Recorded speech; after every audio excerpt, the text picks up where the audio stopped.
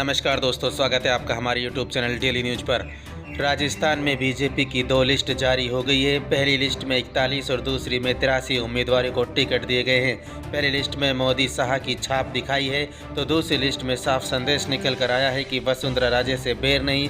दूसरी लिस्ट में वसुंधरा राजे की पैरवी को तवज्जो दी गई है। ऐसे में 83 में से 35 के आसपास नाम वसुंधरा राजे के समर्थकों के हैं। अभी और सूची आएगी।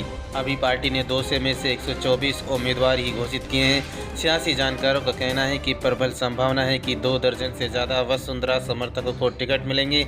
इनमें से 3/4 सदस्य जीत जाते हैं तो वसुंधरा राजे ही सीएम बनेंगी। मोदी और अमित शाह को झुकना पड़ेगा। बीजेपी आलाकमान वसुंधरा राजे के सीएम नहीं बनाता है तो बिना वसुंधरा राजे के बीजेपी सरकार भी नहीं बन सकती है।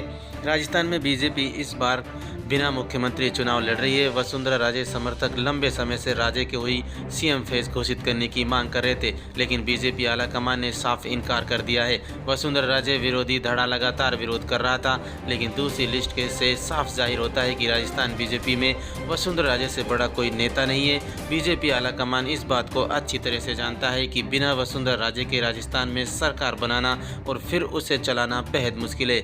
ऐसे में बीजेपी आलाकमान ने वसुंधरा राजे के कट्टर समर्थकों को जमकर टिकट दिए हैं। सियासी जानकारों का कहना है कि वसुंधरा राजे अब पार्टी के प्रचार के लिए निकल सकती है।